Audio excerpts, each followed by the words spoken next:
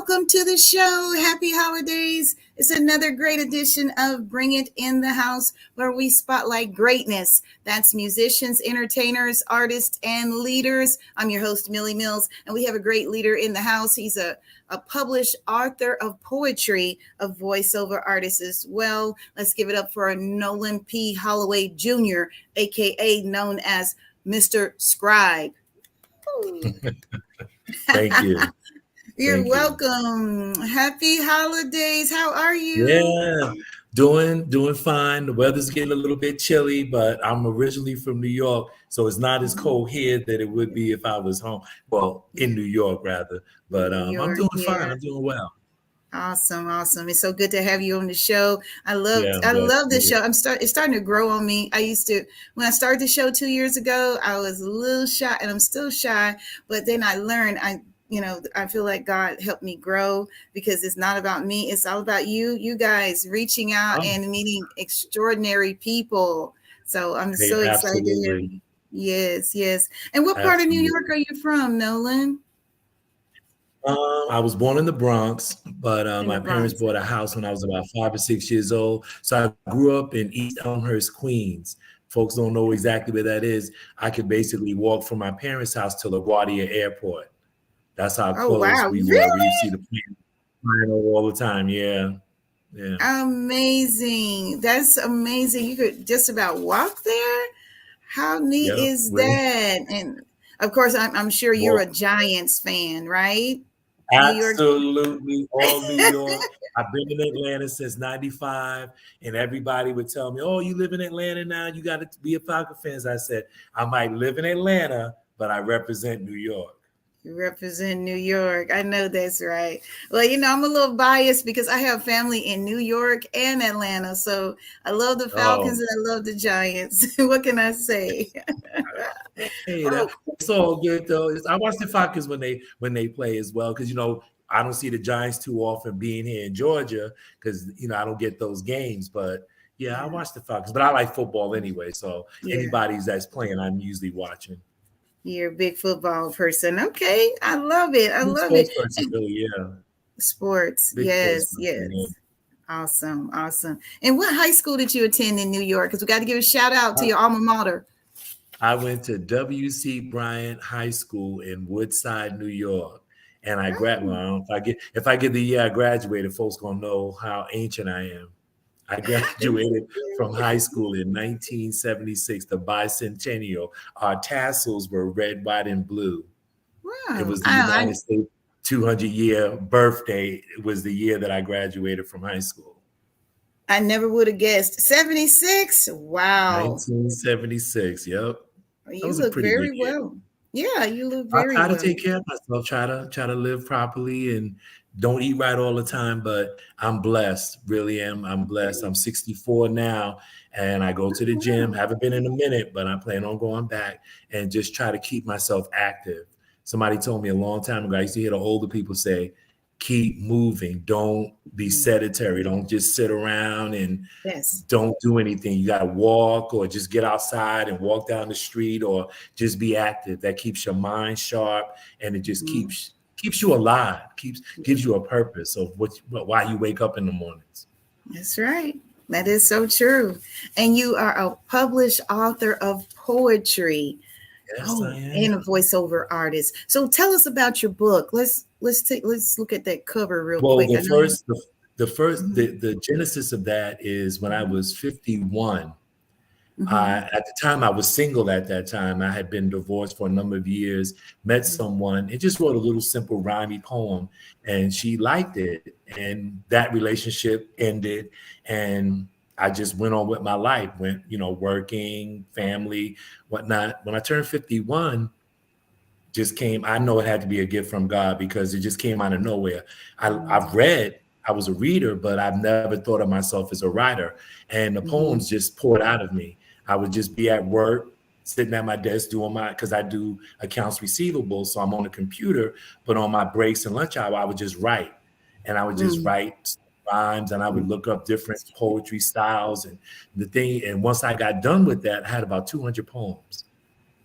What? So now I'm like, well, okay, what do I do with these poems. I let family and friends read them and, oh, it sounds pretty good. But I know they didn't really know about poetry. So being a tech head, I've been computers and all of that. I just started searching the internet. I'm like, let me see if there's any poetry groups that's on the internet. I didn't realize that there were hundreds of them. So I picked one, Moontown Cafe. And the only rules of the room was if you post a poem, you've got to critique 2 poems. So that made the room interactive. So I read some people's poems. I was a little nervous about posting. So one day I just said, you know what? I'm going to post one of my poems. So I just grabbed one, posted it on. And a woman who I'm still friends with today, we've never met physically. She's a phenomenal poet. She lives in Connecticut. She gave the first feedback on what the poem that I posted, not just a like or I thought that was good. She really gave me an in-depth. She says, I think you have a gift. I think that your writing is very good, but you need to come outside of yourself because you're writing a lot of poetry about you. You need to come out because you can help people. So that encouraged me to continue to write. The book Genesis came about. A friend of mine I used to work with in New York relocated to Texas, and she was an English major. And she said, you got all these poems. What are you going to do with them? I'm like, I don't know. She said, well, why don't you write a book? I said, well, I had no idea about how to go about writing a book. So again, the internet jumps in again. I started researching publishing companies. But when I started getting the prices of publishing, I was discouraged because it's a lot of money. It's kind of expensive. Again, God swoops in again. Another friend of mine that still lives in New York, I don't know how I think we connected on social media and we started talking and I said, I've written some poetry. And she says, oh, that's funny because I started a small publishing company called Black Quran Press. And I do fiction and nonfiction books.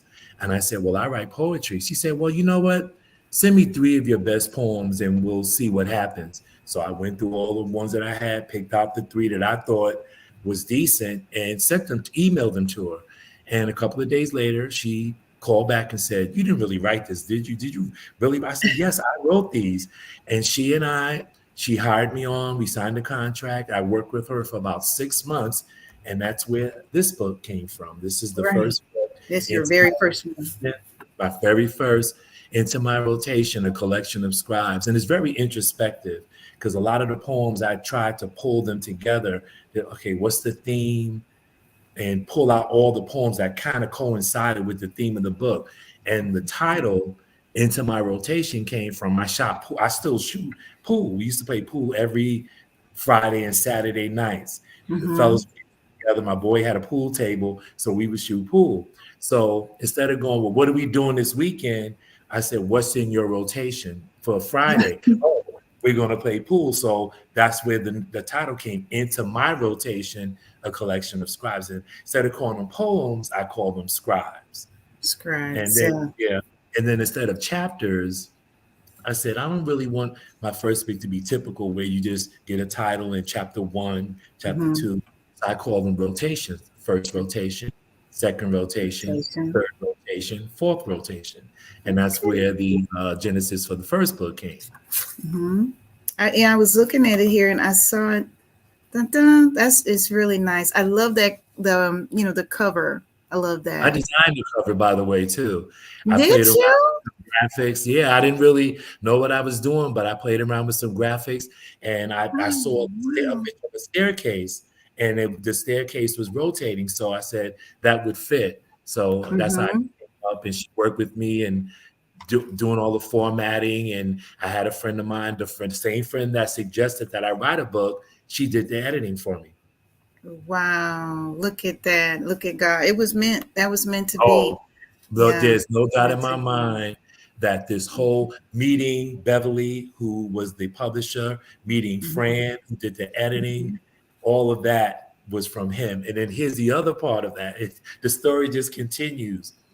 The first set of author copies I got, I had them sent to my job because I didn't want anybody to mess with them if they were sent to my apartment. And the same day I got the copies was the day that my first grandchild was born, June the 4th. What? So when I got the package, I got the package that day, and later on, I was on my way to the hospital to see my first kid. She was a preemie, so my first grandchild. So I knew that it What year wasn't was anything this? that I did.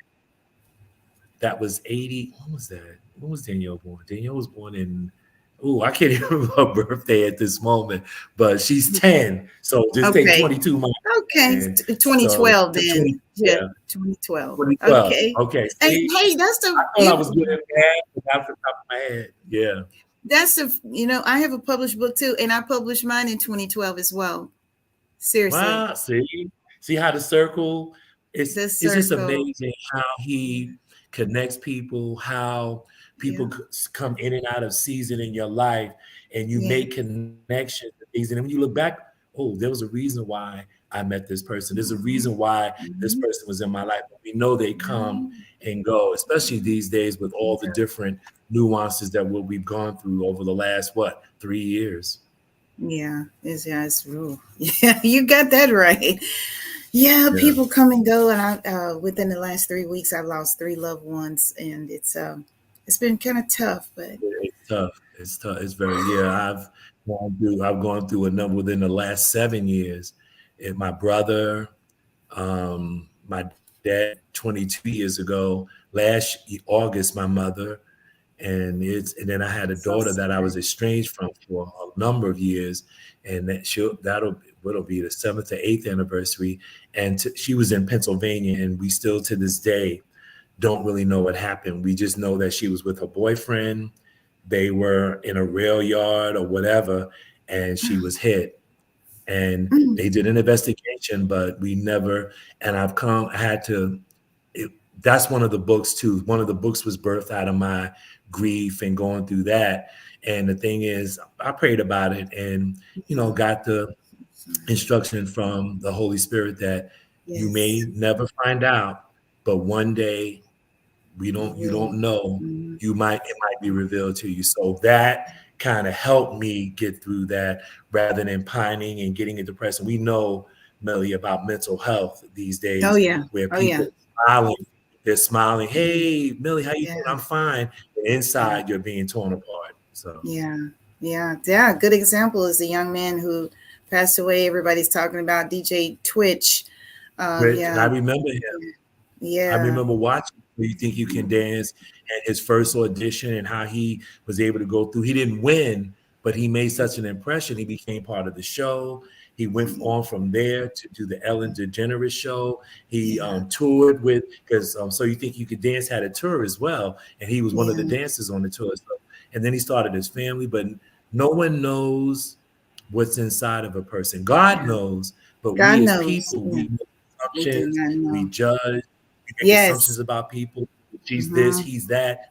We have no idea the things that people carry inside of them. Yes, that is so true. Rest in peace to DJ Twitch. His real name is Stephen Boss, I believe. Yeah. He had a beautiful smile, and everybody said the same thing. He was such a light. So rest in peace, and prayers and condolences, goes out to his family and his beautiful children. Yeah.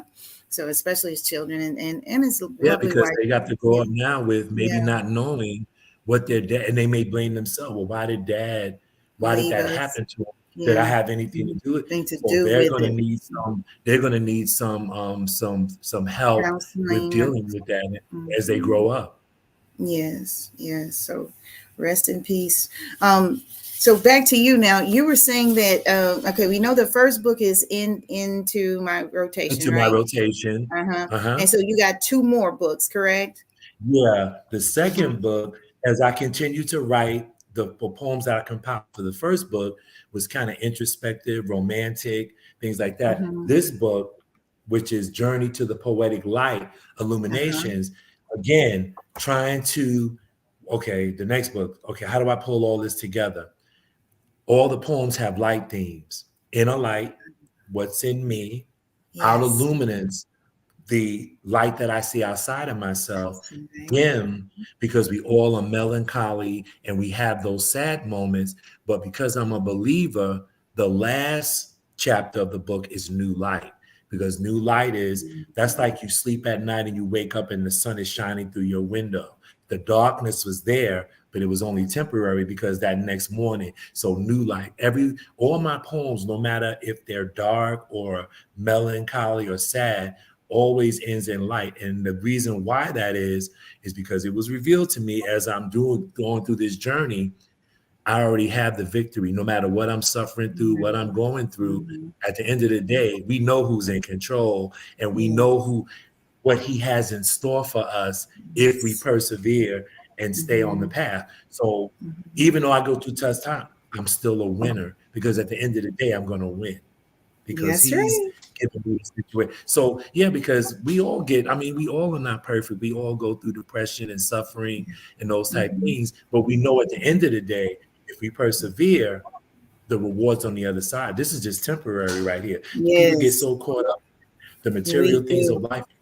It's like, yeah, there's nothing wrong with having a nice car, a nice house and things. But when you're wrapped up into it, it's only going to be here. You're only going to live a certain amount of time. Compare that to each other. There's no comparison to it. No comparison. Well, they say it's okay to have things, just don't let things have you.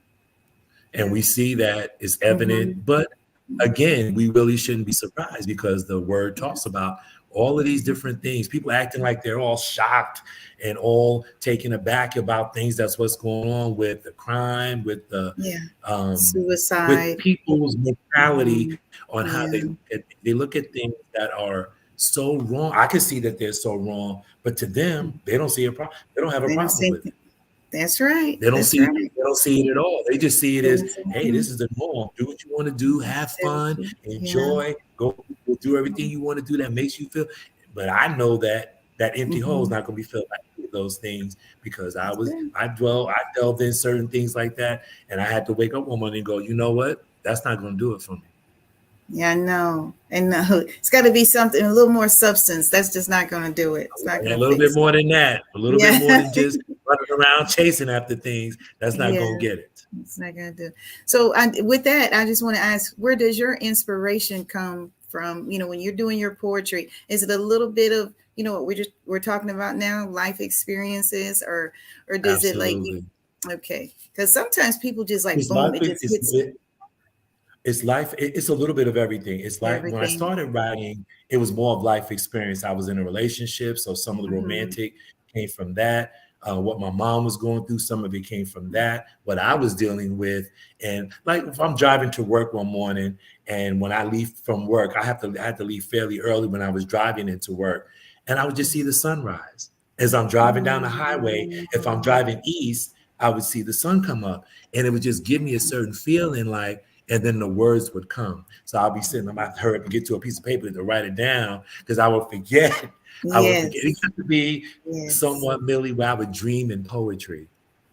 I would dream in poetry, in the words, but I never had a pad next to my pad or pen.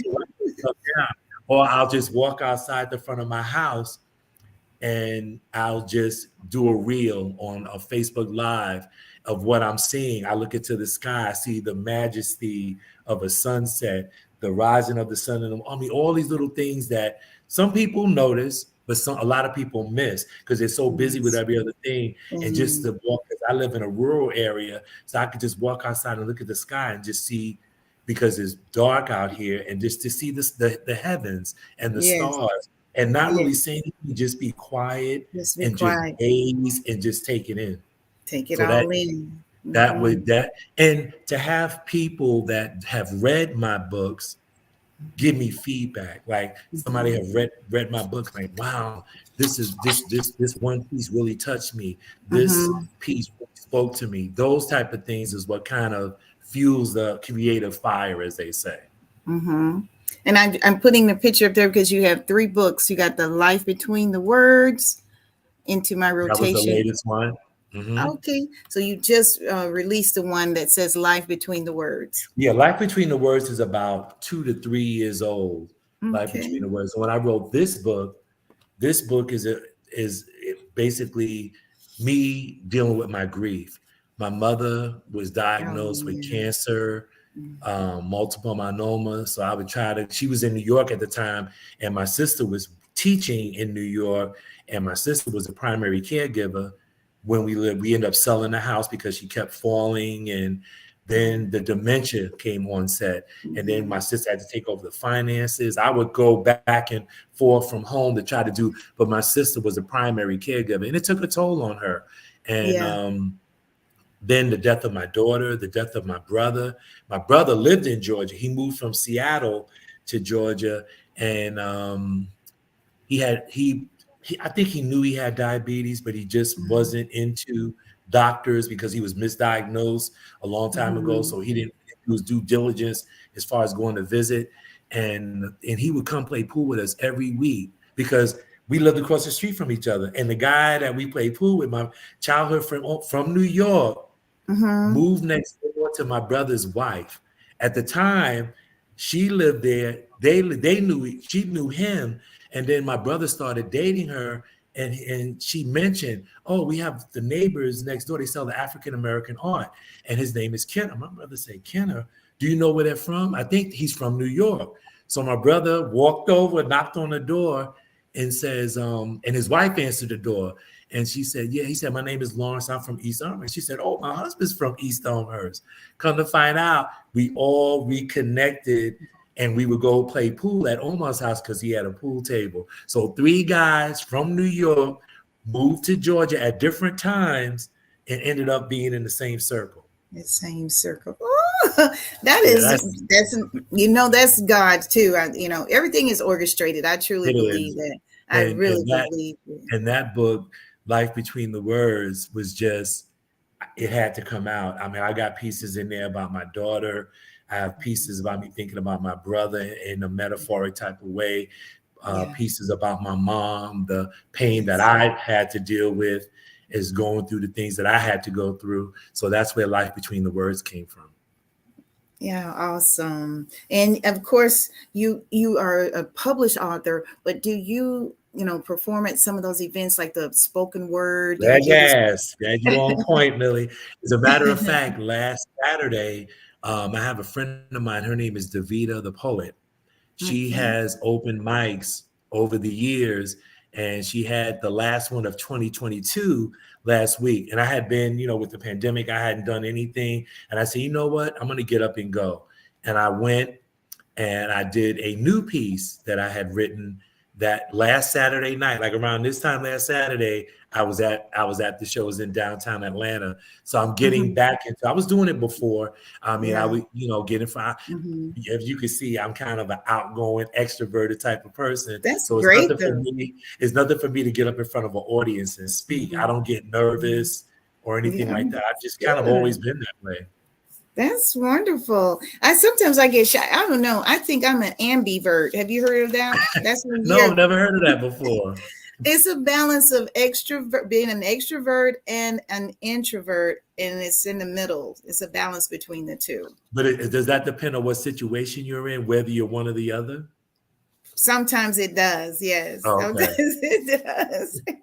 But I also wanted to touch on you're a voiceover artist, and I am too. And I have a reel and stuff. I was like, that's okay. This is why he's on the show. I can relate to you in a lot of areas. So tell us about how you got started. When did you realize I'm a voiceover artist? Over the years, people had kept telling me, man, you have a radio voice. You should be on the radio. And I never really paid much attention to it. Then maybe a few years ago, my voice got very raspy. And I'm like, what's going on? I don't smoke or anything like that. And again, God came in again. I was seriously sick in March of last year. I had a serious bacterial infection and I almost died. I was in the hospital for 2 weeks. They had to put a breathing tube down my throat. And the way the situation happened, I mean, it was Emory, and I had excellent doctors. What happened was I had an implant that broke and it got infected, and the infection affected my whole face. And he said, if you didn't come to the hospital when you came, you probably wouldn't be here. But again, God kind of pushed me, the Holy Spirit pushed me to go because I said, something's not right. I could hardly swallow.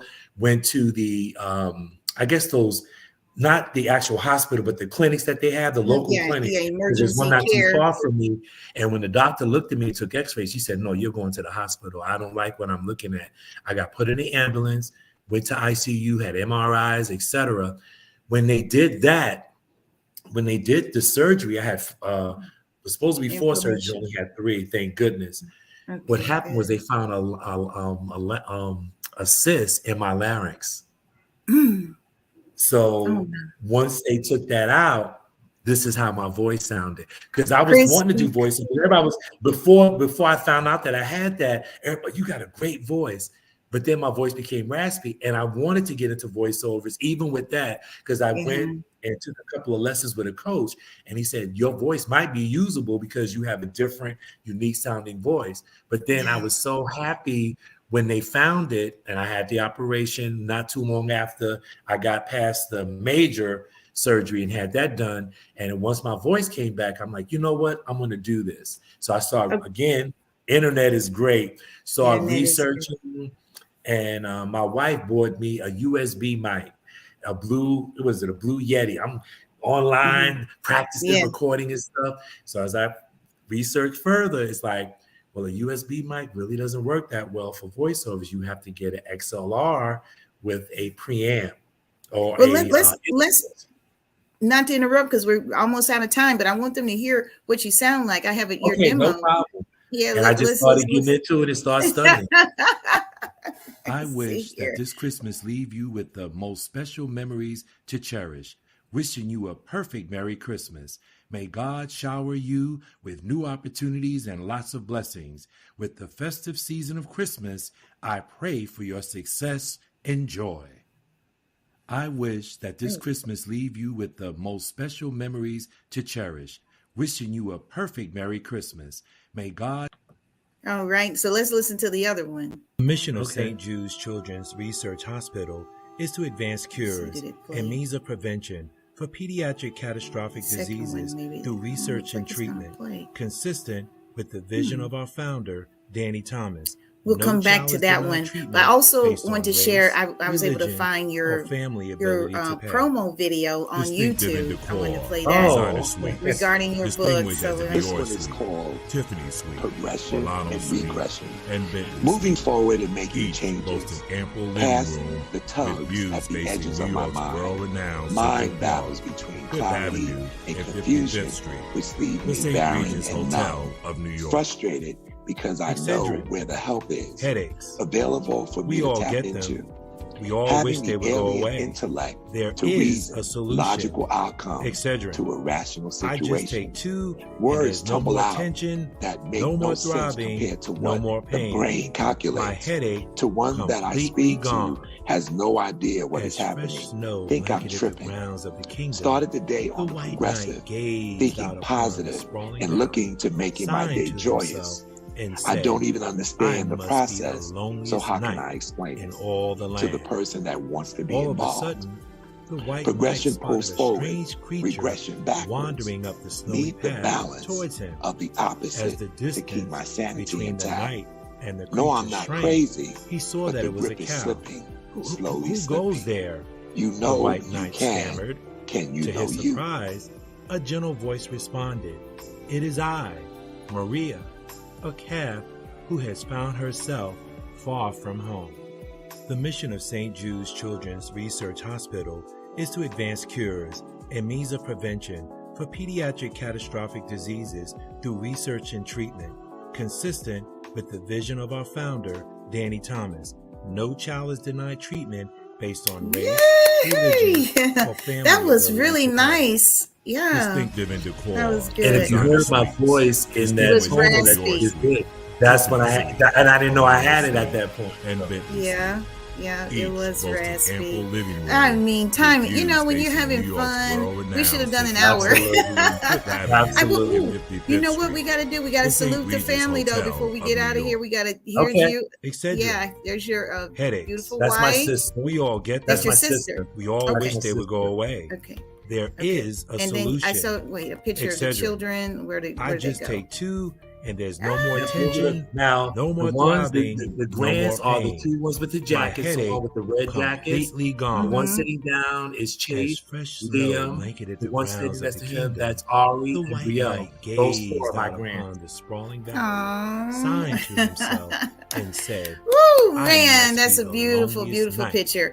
Lots of beautiful grandkids. You are very blessed." I was trying to see if it was one more picture, but time just ran out. Nolan, we've had so much fun. Thank you so much for joining us, and thank you guys, ones who tuned into the show. This is, of course, published author of poetry and voiceover artist Nolan P. Holloway Jr. Mr. Scribe. Thank you so much. Do you have a quick shout out? Far from home. And it's trademark. I saw that. Children's Research Hospital I like to shout out to everyone who tuned in. I like to thank Millie Mills for giving me the opportunity to be on her platform, and hopefully we can collaborate on some things and be in the future. And just remember, no matter how dark it gets, religion, the sun will shine. To pay. Yes, you heard that. Thank you guys for tuning in. We'll see you next week. Happy holidays. Bring it in the house.